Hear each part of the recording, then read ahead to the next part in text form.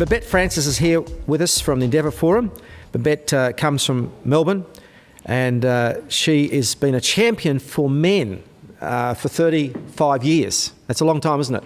She was on a committee report in schools. She's a science teacher, background in science, and she wrote a dissenting report, which was a pretty brave thing to do in the 70s, when the height of the militant feminist movement, because she believed that boys still needed a bit of help at school. And of course now we've got a huge discrepancies that have proved her correct, and she's even represented men at the United Nations. So over to you, Babette. Let's give her a big can of encouragement. Babette Francis. Thank you. All of you are looking very grim. Have you heard that laughter is the best medicine?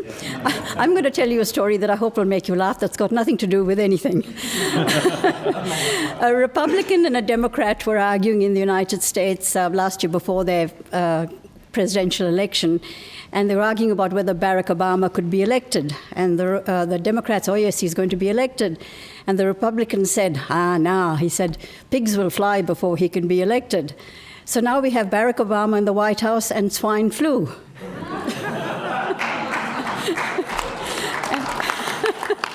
had a slight health connection. Well, I come from the capital of the swine flu of the world, so thank you for letting me come to Canberra, not quarantining me. I came into the Concern for Men because I'm a mother of 8 children, all biologically mine, and I have 4 girls and 4 boys. And my first 3 children were girls, and when the first boy arrived, the 4th child, the house was filled with girl toys, dolls and prams and so on. But we found that he didn't play with them in the same way as his sisters. He would take the heads off the dolls and stuff like that. So I realized that girls and boys were different. And when I was appointed a member of the Victorian Committee on Equal Opportunity in Schools, which was proceeding on the basis that we live in a patriarchal society where women are oppressed and discriminated against, and we've got to do something to help women. And I discovered to my horror that it was not women but men who were doing so badly in everything, including education, results in HSC exams and so on. So I wrote a minority report, as Warwick said. But I'm coming back to education. You're not going to get improvements in men's health unless we get back to the basics of improving their education. Because you can have the most wonderful programs for health, but they can't access it if they can't read, if they don't know where to go, if they can't add, and the rates of literacy, illiteracy, and innumeracy are much higher for boys than for girls. There are many more boys who need special education. We really got to go back to the education of the boys. And I was delighted to see recently in a magazine from Camberwell Grammar, it's a boys' school in Melbourne, from the headmaster's desk, where he says boys are different and they need a different kind of education.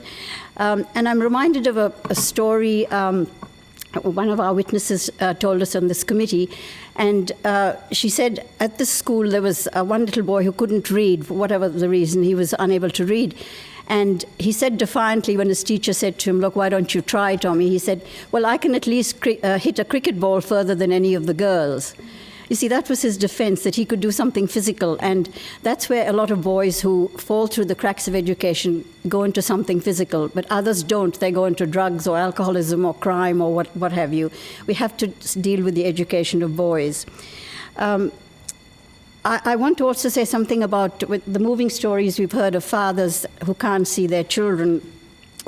I'm not in the counselling area, but I'd suggest to some of the counsellors that maybe they could tell these fathers to be patient. Patience is not a male virtue. I think women are more patient than men. And if these men just hang on for, 8, 10 years, that child will be 18 years of age, and the child may come looking for them. You've all seen that program, Find My Family. Apparently the program gets so many requests from children trying to find their parents. So tell your distressed dads, be patient. That child may very well come and look for you. That's something that they can just hang in there and join an organization that will help you in the intervening years. Don't lose touch. Send birthday cards, even if they're returned. The Christmas cards, even if they're returned. Someday that child will come and look for you. And I want to also finish with another story which may make you laugh, but has a truth about it. we had a stand-up comic at a dinner where I attended recently, and he was warming the crowd up, and he said, oh, this woman came knocking at my door, and she said she was collecting for an orphanage. He said, so I gave her 4 of my children. And, that's funny, but there's an element of sadness about it. It's happening to a lot of dads. They're losing their children not to an orphanage, but to, social welfare, or their mothers or their ex-wives or whatever. But hang in there, guys. Your child may come looking for you.